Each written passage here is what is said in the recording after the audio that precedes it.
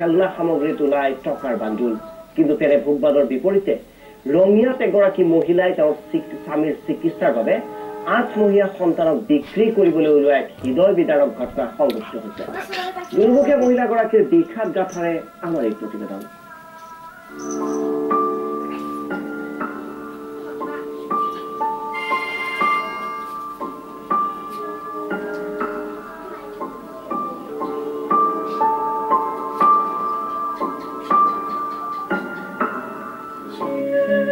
এগৰাকী দুৰ্ভোগীয়া মহিলা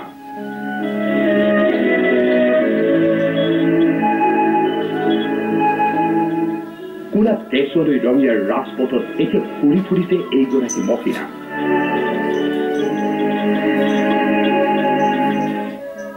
আপুনি শুনি হয়তো আচৰিত হ'ব, কেঁচুৱাক নগৰত ফুৰাই কোনো বিলাসী সামগ্ৰী কিনিবলৈ অহা নাই এইগৰাকী মহিলা।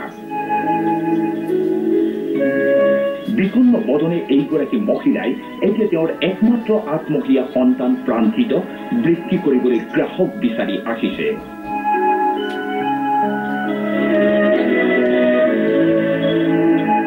কণমানি প্ৰাণজিতে হয়তো মাকৰ মনৰ মান বুজিছে, সেয়েহে কেমেৰাৰ সন্মুখতে উচুপি উঠিছে এই দেৱশিশুটি। শিশুটিৰ কান্দন পাহৰি দুৰ্ভোগীয়া মাতৃয়ে কৈছে মনৰ কথা।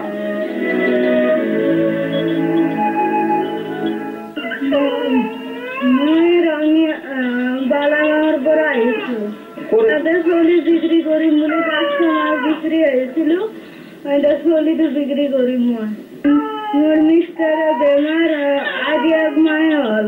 মেডিকেলত থকা ভাগা ঘৰ মেডিকেলত আছে, এতিয়া উলিয়াব পৰা নাই, সেইকাৰণে পইচা দিগদাৰী হোৱা কাৰণে মই বিক্ৰী কৰিব খুজিছো।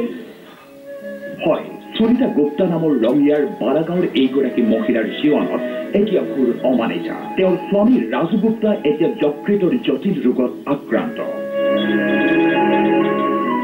সম্প্ৰতি গুৱাহাটী চিকিৎসা মহাবিদ্যালয় চিকিৎসালয় এমাহ ধৰি চিকিৎসাধীন হৈ আছে তেওঁৰ স্বামী।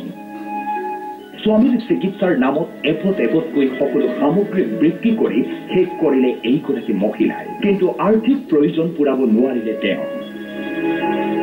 সেয়েহে এতিয়া উপায়ন্তৰ হৈ কোলাৰ কেঁচুৱাক বিক্ৰী কৰি স্বামীৰ চিকিৎসাৰ খৰচ যোগাৰ কৰিব বিচাৰিছে। মহিলাগৰাকীৰ এনে হতভোগা অৱস্থাই এতিয়া বিষাদগ্ৰস্ত কৰি তুলিছে ৰঙিয়াৰ সচেতন মহলক।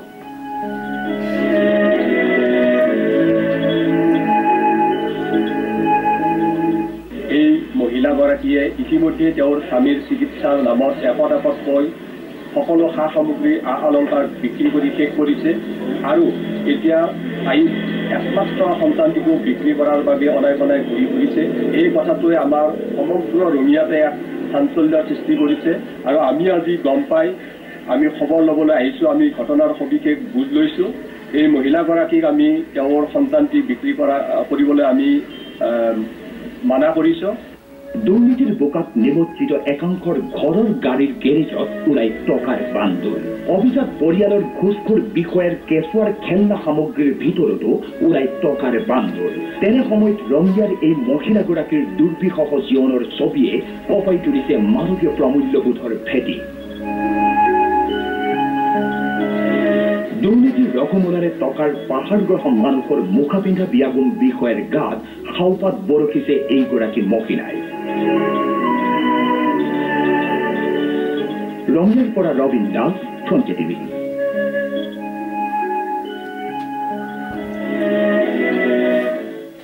ৰাজ্যজুৰি সক্ৰিয় হৈ পৰিছে অবৈধ মাৰণাস্ত্ৰৰ সৰবৰাহকাৰী। একাংশই আকৌ অবৈধ মাৰণাস্ত্ৰৰ